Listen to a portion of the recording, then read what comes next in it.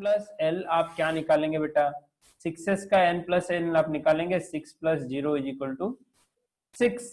But whereas आप निकाल सकते हैं इसका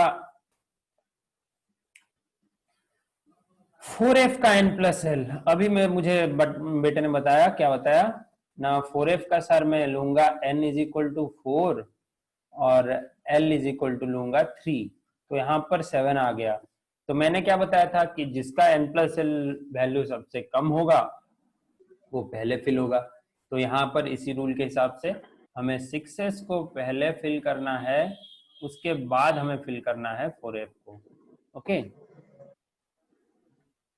वेरी नाइस। तो आप लोग ये यहाँ तक समझ गए होंगे। ये है अपना पहला रूल। फिर दूसरा रूल है Hund's rule of maximum. Okay, Hund's rule of maximum multiplicity. Hund's rule हमें क्या बताता है अभी देखते हैं। एक मिनट, हुंड्स रूल हेडिंग डालिए, हुंड्स रूल हेडिंग डालिए, उसका स्टेटमेंट लिखेंगे।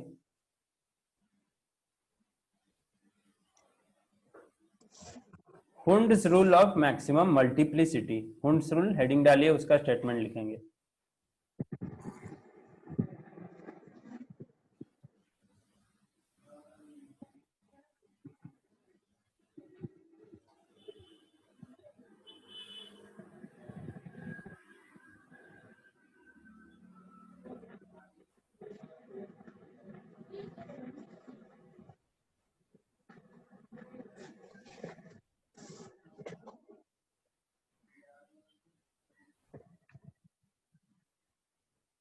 तो यहां पर हमें पूछा गया है कि हुंड्स रूल क्या होता है ना, the pairing of electrons in the orbitals of a particular subshell. कभी भी किसी सबसेल में इलेक्ट्रॉन का पेयरिंग होगा। पेयरिंग मतलब एक सबसेल, देखो पी सबसेल का एग्जांपल हम लेते हैं, तो यहाँ पर 3 ऑर्बिटल्स हैं।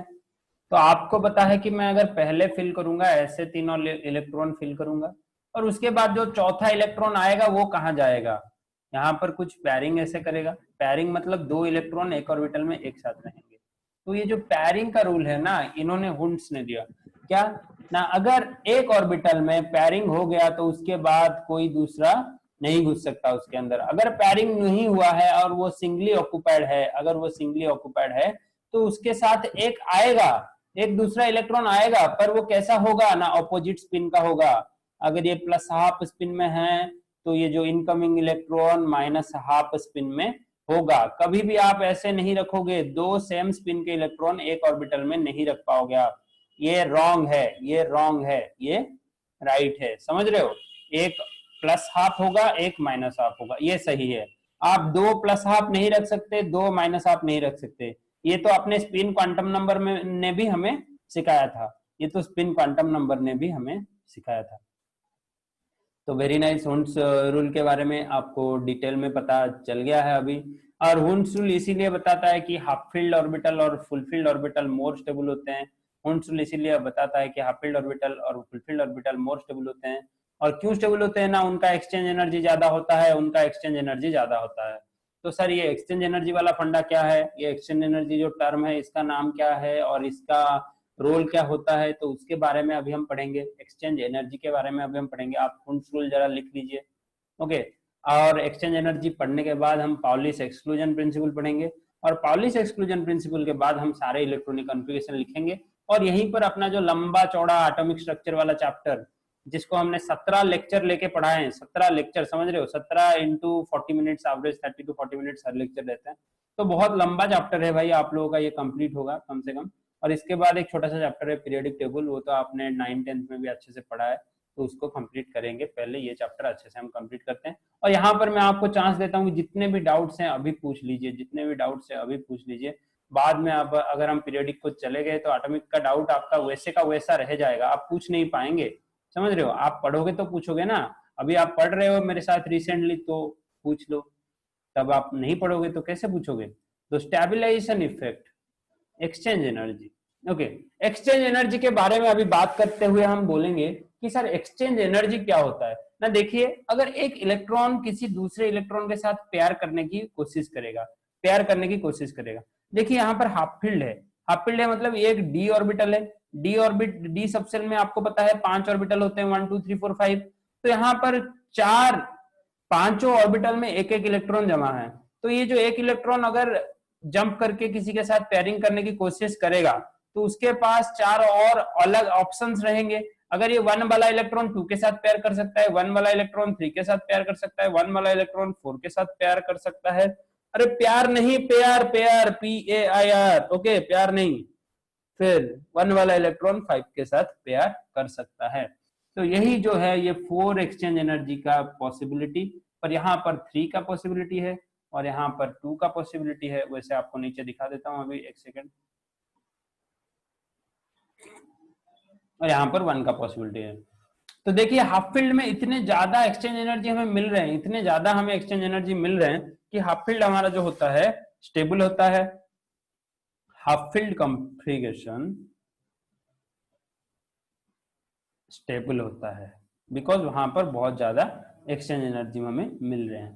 तो पहले हम एक्सचेंज एनर्जी का एक छोटा सा हेडिंग डालेंगे। बच्चों एक्सचेंज एनर्जी का एक हेडिंग डालो और उसके नीचे लिखना शुरू करो।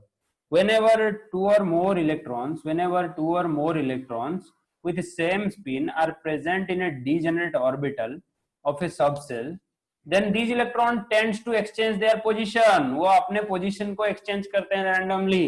आप नहीं बोल सकते हो कि ये जो 1 वाला इलेक्ट्रॉन हमेशा 1 में रहेगा, वो 1 2 में जा सकता है, 2 3 में जा सकता है, ऐसे ये रैंडमली अपना पोजीशन एक्सचेंज कर सकते हैं। and the energy released due to this exchange is called exchange energy।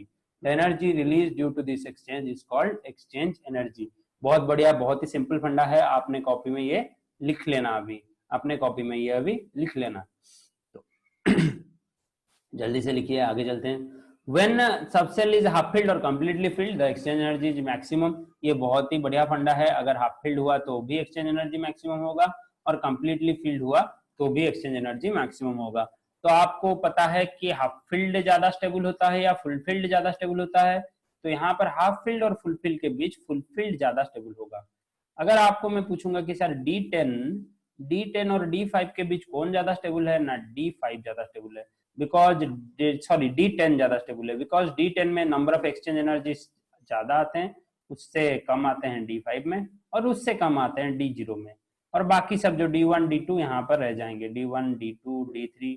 मतलब समझ रहे हो ना, D ऑर्बिटल में 1 इलेक्ट्रॉन रहे तो हम उसे D1 लिखते हैं, D ऑर्बिटल में 2 इलेक्ट्रॉन रहा था हम उसे D2 लिखते हैं। ऐसे ही हम फंडा करते हैं, अगर 5 इलेक्ट्रॉन रहा तो D ऑर्बिटल हाफ फिल्ड हो गया बिकॉज D ऑर्बिटल में 5 D सबसेल में 5 ऑर्बिटल्स हैं, 1 2 3 4 5 5 ऑर्बिटल्स हैं, सब में एक एक इलेक्ट्रॉन हमने ऐड कर दिया तो ये हो गया हाफ फिल्ड कॉन्फ़िगरेशन। अगर सब में हमने 2 इलेक्ट्रॉन ऐड कर दिया ऐसा करके, ये हो गया अपना फुल फिल्ड कॉन्फ़िगरेशन। आप हाफ आरो से दिखा सकते हो, कंप्लीट आरो से भी दिखा सकते हो, ऐसे करके दिखा सकते हो, या फिर आप ऐसे भी करके दिखा सकते हो, कोई बात नहीं, किसी भी रिप्रेजेंटेशन में कोई गलती नहीं है। आप खुद अपने हिसाब से आपको जो सही लगता है वही रिप्रेजेंटेशन करिए, बट थ्योरी को भूलिए मत, थ्योरी को गलत मत कीजिए। तो क्लियर करते हैं और आगे चलते हैं।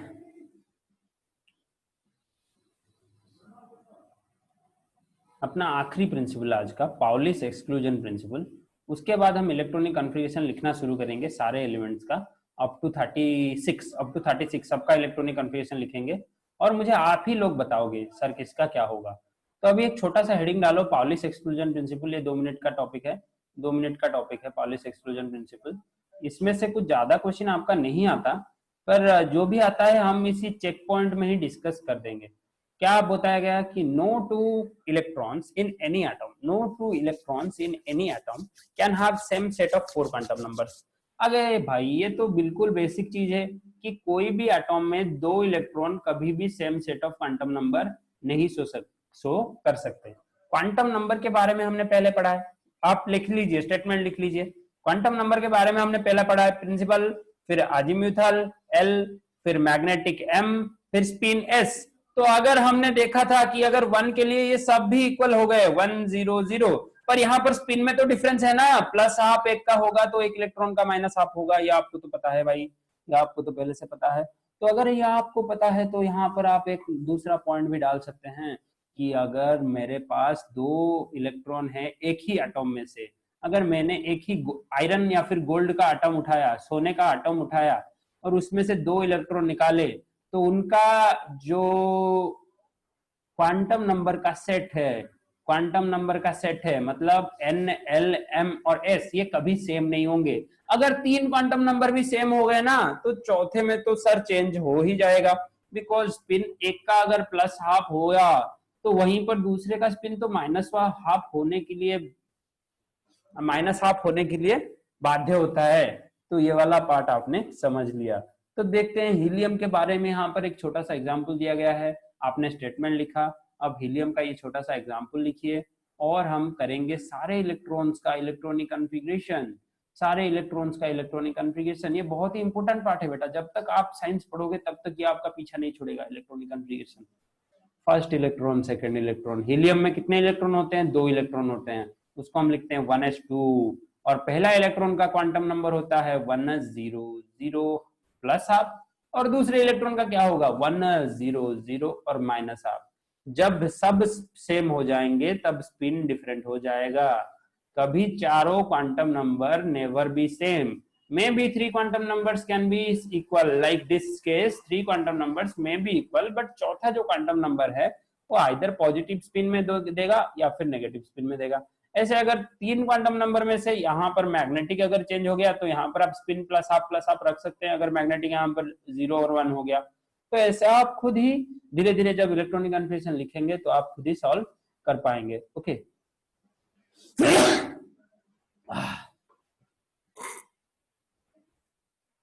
कोई नहीं, थोड़ा सा सर्दी हो गया भाई, गलत मतलब मत लीजिए। अभी चलो इलेक्ट्रॉनिक कन्फिग्रेशन लिखते हैं हम सारे एलिमेंट्स का।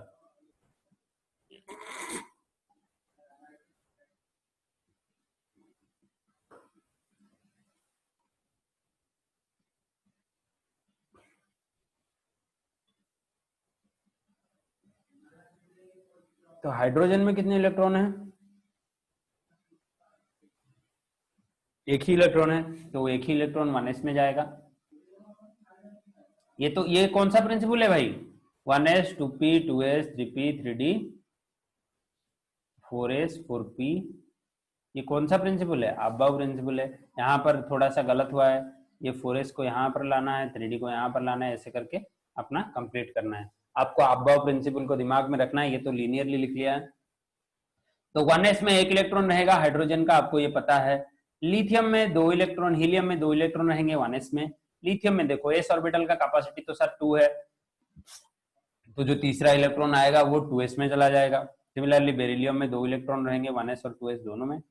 यहाँ पर बोरोन में वैसे ही 2 इलेक्ट्रॉन यहाँ पर और यहाँ पर रह गए, पर सर 1s 2s का भी कैपेसिटी 2 इलेक्ट्रॉन्स है, तो जो 5वां इलेक्ट्रॉन या फिर जो एक्स्ट्रा इलेक्ट्रॉन आएगा तो कहाँ जाएगा ना, 2p में जाएगा, वो 2p में जाएगा। ऐसे करके हम आगे बढ़ते हैं नियॉन तक आगे बढ़ते हैं। नियॉन में खत्म हो जाता है अपना p ऑर्बिटल, 2p ऑर्बिटल खत्म हो जाता है। एक p ऑर्बिटल में 6 इलेक्ट्रॉन रह सकते हैं, ये आपको पहले से पता है। फिर उसके बाद आ गया अपना 3s में 2 इलेक्ट्रॉन रह सकते हैं, जो कि सोडियम और मैग्नीशियम को अटैच कर दिया अपने साथ। यहाँ पर देखिए मैं रो दिखाता जाता हूँ, हर ऑर्बिटल फुल होने के बाद मैं एक लाइन लगाऊंगा, और आपको भी अपने कॉपी में हर ऑर्बिटल के फिल के बाद एक छोटा सा लाइन लगाना है पेंसिल से। ओके, सिमिलरली आप क्लोरीन तक जाते हैं, क्लोरीन के नीचे कौन होता है? आर्गन। यहाँ पर आर्गन में कंप्लीट होता है अपना p6, 3p6 तक कंप्लीट होता है। उसके बाद 3p अगर कंप्लीट हो गया, आप पहले 3p तक कंप्लीट कीजिए, मैं आपको थोड़ा सा नीचे ले जाता हूँ। आप पहले 3p तक कंप्लीट कीजिए अपने कॉपी में, हिंट्स रफ कॉपी में लिखते जाइए। फिर 3p तक जब आपने कंप्लीट कर लिया, और 5वां इलेक्ट्रॉन जब आपका एक्स्ट्रा इलेक्ट्रॉन आएगा पोटासियम में, तो पोटासियम में ये इलेक्ट्रॉन 3d में जाएगा या 4s में जाएगा, ये कौन डिसाइड करेगा ना आप? हाँ बेटा बोलिए, पूछिए बेटा। अबव प्रिंसिपल, तो 3d में जाएगा या 4s में जाएगा? 3d का आप निकालिए, 3 + 2, d का L2 तो 5। सिमिलरली 4s के लिए 4 + 0, तो 4s का एनर्जी का वैल्यू आ गया 4। तो आपका पहले जाएगा लोअर एनर्जी ऑर्बिटल में, और लोअर एनर्जी है 4s, तो 4s में आपने डाला कैल्शियम का इलेक्ट्रॉन और पोटासियम का इलेक्ट्रॉन। उसके बाद आप 3d में भर्ती करेंगे, कैल्शियम और पोटासियम का इलेक्ट्रॉन डाल दिया, उसके बाद आप 3d में भर्ती करेंगे। और 3d में कहां से शुरू होता है? स्कैंडियम, टाइटेनियम, वैनेडियम, क्रोमियम, ये सब तो आपको याद है जिंक तक। फिर जिंक में जब D10 कॉन्फ़िगरेशन आ जाता है भाई, जिंक में जब आपको D10 कॉन्फ़िगरेशन मिल जाता है, यहाँ पर दो चीज ध्यान देने की बात है। यहाँ पर क्रोमियम का कॉन्फ़िगरेशन आपको लिखना है, बिकॉज यहाँ पर होता है 4s1 3d5, because half field is more stable, half field is more stable. ये है एक्सेप्शनल केस, स्टार मार्क करके अपने कॉपी में लिखिए। और यहाँ पर कॉपर का भी स्टार मार्क करना है आपको, because full field is more stable then partially field orbitals. Because full field is, यहाँ पर देखिए 3d10 हो गया और 4s1 हो गया, यहाँ पर 3d5 हो गया और 4s1 हो गया। तो यहाँ पर लिखिए full field is more stable then partial field, full field is more stable then partial field orbitals. बहुत बढ़िया। और ये जो आखिरी में ये 6 ऑर्बिटल्स दिए गए हैं, ये कहाँ पर फिल होते हैं ना, 4p में फिल होते हैं सर। 4s 3d के बाद यहाँ पर 4p में फिल होते हैं, और 4p में जब फिल होंगे, गैलियम के पास 31 इलेक्ट्रॉन्स हैं तो p1 हो जाएगा, वो 4p1 हो जाएगा। यहाँ पर जर्मानियम के पास 32 और आर्सेनिक के पास 33, सेलेनियम के पास 34, ब्रोमीन के पास 35 और क्रिप्टन के पास 36। तो यहाँ पर आ जाएगा क्रिप्टन का अपना इलेक्ट्रॉनिक कॉन्फ़िगरेशन क्या आ जाएगा, मेरे साथ लिखिए। पहले 1s में 2 इलेक्ट्रॉन, फिर 2s में 2 इलेक्ट्रॉन, ऐसे लिखना होता है हमें। फिर 2p में 6 इलेक्ट्रॉन, टोटल कितने हुए 10। और आगे बढ़ते हैं, 3s में 2, टोटल क्रिप्टन का 36 है तो हमें 36 तक फिल करना है, 36 तक फिल करना है। 3s का 2, 3p का 6 हो गया 18, और 18 इलेक्ट्रॉन भरना है। कैसे भरना है ना, 4s का 2, 4s में 2 डाल दिए, फिर 3d में 10, 4s में 2, 3d में 10, और आखिर में जो बचा 4p में 6 इलेक्ट्रॉन। तो ये हो गया अपना क्रिप्टॉन 36 का इलेक्ट्रॉनिक कॉन्फ़िगरेशन। और आपके लेवल में यहाँ तक ही आप सीखिए, और 2-3 जो एक्सेप्शन है मैं वो आगे बताऊंगा, और बाकी 12th क्लास में बाकी 2-3-4 सीखना है आपको। 1 से 36 ये आपका होमवर्क रहा। कॉपी में सबको एक्सटेंडेड फॉर्मेट में, जैसे मैंने क्रिप्टन का लिखा, जैसे मैंने हाइड्रोजन का लिखा 1s1, जैसे मैंने हीलियम का लिखा 1s2, ऐसे आपको सबका इसी टेबल से, इसी टेबल को भी बनाना है और लॉन्ग फॉर्म में ऐसे सबको लिखना है, ऐसे सबको लिखना है। आपको अभी ये इजी लगता होगा, पर जब आपको 1 महीने बाद ये रिवाइज करने बोला जाएगा तब आप नहीं समझ पाएंगे। इसीलिए आपको इसे कॉपी में अच्छे से लिखना है, समझ रहे हो। नीतीश, आज आपका नेटवर्क सही नहीं है क्या? अब बार बार आते जाते रहे हो।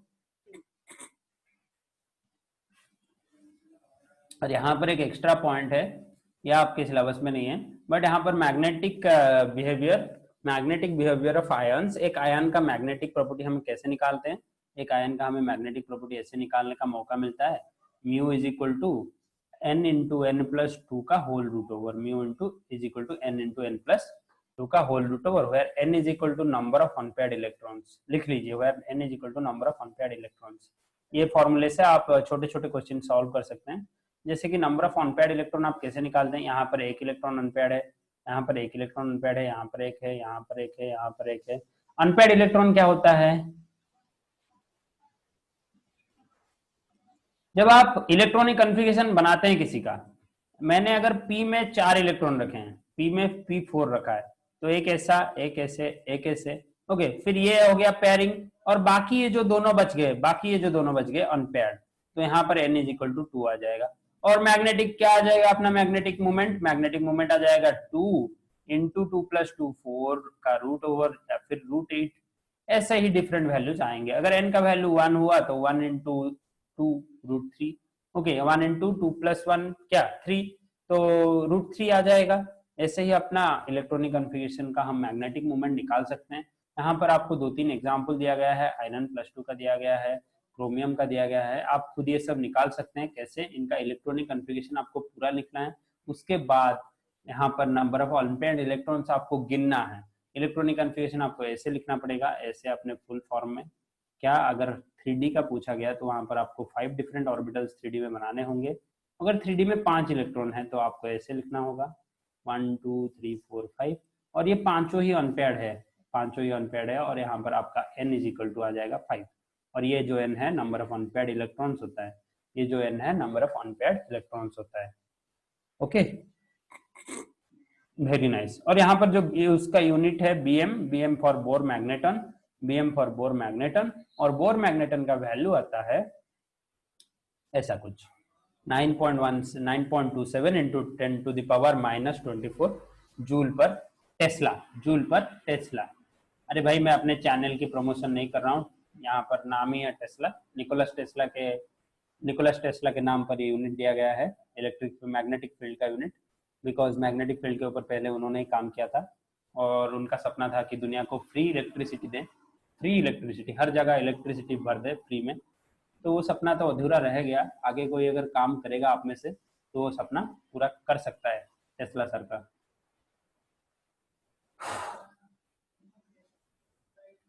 यहाँ पर देखिए, ion with unpaired electron in D और F orbital are coloured.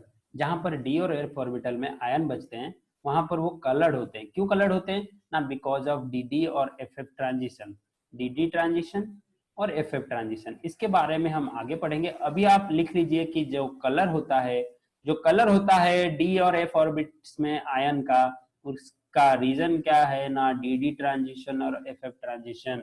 D D transition क्या होता है ना? एक डी ऑर्बिटल से दूसरे डी ऑर्बिटल का इलेक्ट्रॉन का जंप करना डी डी ट्रांजिशन होता है। सिमिलरली जो 7 एफ ऑर्बिटल्स हैं, जो 7 एफ ऑर्बिटल्स हैं उनमें से इलेक्ट्रॉन का जंप करवाना यहाँ से यहाँ, यहाँ से वहां, उसको बोलते हैं एफ एफ ट्रांजिशन। समझ रहे हो ना भाई? समझ रहे हो ना भाई? जैसे हमने एक्सचेंज एनर्जी दिखाया वैसे ही इसके बारे में आप सेकंड ईयर में डिटेल में पढ़ोगे। ओके तो फिर यहाँ पर एक छोटा सा एग्जांपल है, name the element which has electronic configuration. तो आपको इलेक्ट्रॉन गिनना है, 12 इलेक्ट्रॉन है, यहाँ पर 12 इलेक्ट्रॉन है। आपने पीरियोडिक टेबल याद किया हुआ है 10th में। तो एटॉमिक नंबर 12 किसका है? मैग्नीशियम Mg का है एटॉमिक नंबर 12। बहुत ही इजी से आपने ये क्वेश्चन सॉल्व कर लिया। अरे मैंने नहीं किया, आपने ही किया। आप में से सबको ये क्वेश्चन सॉल्व कर सकता है। फिर ये वाला देखिए, ये दोनों क्वेश्चन आप खुद ट्राई करने की कोशिश कीजिए और चेक पॉइंट को डिस्कस करने का हम सोचेंगे। अगर आपने अच्छे से होमवर्क किया और चेक पॉइंट कंप्लीट किया, मुझे डाउट ग्रुप में पूछा, तो जाके आपका चेक पॉइंट हम डिस्कस करेंगे। नहीं तो कोई चेक पॉइंट नहीं कर रहा है, हम डिस्कस करके फायदा क्या? लाभ, फायदा क्या है? असाइनमेंट आप खुद तो कोई नहीं कर रहे हो। यहाँ पर देखिए, which of the following orbitals sum of the value n plus l is lowest. तो n प्लस एल का वैल्यू सिंपली निकालना है 4s के लिए, 3d के लिए, 4p के लिए। 4s के लिए आया 4, 3d के लिए 5 और 4p के लिए 5। तो सबसे लोएस्ट कौन है ना? 4s है। Very good. तो यहाँ पर देखिए, which of the following quantum number for the orbital of hydrogen atom has a greater energy of electrons. तो कौन सा क्वांटम नंबर ग्रेटर है? तो आपको n प्लस एल वैल्यू निकालना है, but m values are different which governs the orientation of orbitals. So energy is same but orientation is different. तो यहाँ पर n प्लस एल का वैल्यू सेम निकला, पर मैग्नेटिक क्वांटम नंबर का value different निकला। मैग्नेटिक क्वांटम नंबर क्या हमें सिग्निफाई करता था? Orientation of orbitals. एक ऑर्बिटल ऐसे घूम रहा है या ऐसे घूम रहा है, ऐसे चल रहा है, ऐसे चल रहा है। तो यहाँ पर देखिए हमें बताया गया कि एनर्जी सेम है, because n plus L value इसका भी 5 है और इसका भी 3 + 2 5 है। बट इन लोगों का ओरिएंटेशन डिफरेंट है, because magnetic quantum number is very different. Magnetic quantum number is very different. Okay, thank you. ये लंबा चौड़ा चैप्टर अपना खत्म हुआ। थोड़ा हम इंपॉर्टेंट पॉइंट्स क्या हमने अच्छे से पढ़ा है उसको रिवाइज करते हैं। ये आपके लिए होमवर्क रहा भाई। ये जो है, ये जो चेक पॉइंट है पूरा होमवर्क है। आपको पीडीएफ में से 1 बाय 1 क्वेश्चन सबको करना है। 1 बाय 1 क्वेश्चन सबको करना है, जितने भी डाउट हो। अगर 20 से 20 डाउट हुए ना तो भी मैं समझाऊंगा, पर अगर आपने ट्राई ही नहीं किया, आपके तरफ से आपने अगर रिपोर्ट ही नहीं दिया, तो क्या फायदा होगा मेरा पढ़ाने का? समझ रहे हो?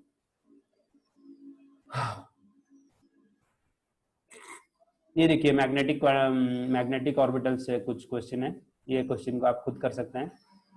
ओके, अगर नहीं हुआ तो मुझे बताना भाई, सारे क्वेश्चन को मैं सॉल्व कर दूंगा। अगर आपने एक बार खुद से कोशिश भी कर लिया कि सर हमसे कुछ भी क्वेश्चन नहीं हुआ, तो भी अगले क्लास में अगर पूरा क्लास भी लगता है तो भी मैं ये असाइनमेंट सॉल्व करवाऊंगा। Don't worry. तो अभी चलते हैं अपने रिवीजन के पार्ट पर। ये चैप्टर को हम एक ही पेज में अगर समराइज करेंगे तो ये पेज हमारे पास है, और मैं आपको हर चैप्टर का ऐसे ही पेज प्रोवाइड करूंगा। ये एक बुक का एक्सेप्ट है, ये एक बुक का आखिरी पेज है, और यहाँ से पूरा आपका चैप्टर का समरी मिल जाएगा। हमने पहले पढ़ा था डिफरेंट डिस्कवरीज, एनोड रे, कैथोड रे एक्सपेरिमेंट। अगर कोई पहले से जुड़ा है तो उसको याद होगा। और यहाँ पर एनर्जी ऑफ प्रोटॉन और फोटोन हमने पढ़ा था, और यहाँ पर आइंस्टाइन इक्वेशन, उसके बाद bourse theory, potential energy, radius और रेडियस ऑफ हाइड्रोजन एटम, ये सब हमने निकाला था। ए नॉट का वैल्यू कितना आया था? क्या ना 0.529 एंगस्ट्रॉम आया था सर हमारा ए नॉट का वैल्यू। ओके, ठीक है ना? नहीं, फिर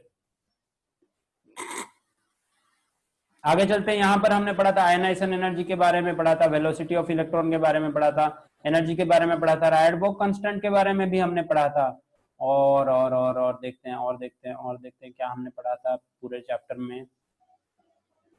और यहाँ पर Heisenberg uncertainty principle, de Broglie's theorem, Heisenberg uncertainty principle, इसको मैंने वेरी वेरी इंपॉर्टेंट बताया था, अभी रिसेंटली पढ़ा है हमने। फिर यहाँ पर स्पिन एंगुलर मोमेंटम हमने पढ़ा था, स्पिन का 2 वैल्यू होता है, इसको हमने डिस्कस किया था। अबव प्रिंसिपल आज पढ़े, पाउलिस एक्सक्लूजन प्रिंसिपल आज पढ़े, हुंस रूल आज पढ़ा। तो अगर आप पूरा चैप्टर भी नहीं पढ़ते और इसी पेज को भी आप अच्छे से अपने कहीं पर प्रिंट आउट निकालते हो या फिर अच्छे से अपने नोट्स में लिखते हो 2 पेज में, ये फॉर्मूला पेज आपको बहुत मदद करेगा आगे जाने में। शायद ये आपके बोर्ड्स के क्वेश्चन, लॉन्ग क्वेश्चन नहीं लिखा सके, पर ये आपके सारे शॉर्ट क्वेश्चन सॉल्व करवा देगा, आपको सारे शॉर्ट क्वेश्चन सॉल्व करवा देगा। आप एक बार पढ़ के तो देखिए फॉर्मूला वाला पेज। ओके, ये आपके लिए बोर्ड्स के लॉन्ग क्वेश्चन तो नहीं लिख सकता है, पर आपका जितना भी शॉर्ट क्वेश्चन है वो सारे आपके लिए सॉल्व कर देगा। फिर यहाँ पर हमने वेब फंक्शन के बारे में पढ़ा, एंगुलर नोड्स, रेडियल नोड का फॉर्मूला पढ़ा। ओके, रेडियल नोड क्या था, n माइनस एल माइनस 1, और एल था एंगुलर नोड, और टोटल नोड था angular node plus radial node, जिसका वैल्यू आ गया n minus 1, where n is the principal quantum number और l is the azimuthal quantum number. यहाँ पर हमने क्वांटम नंबर्स के बारे में पढ़ा।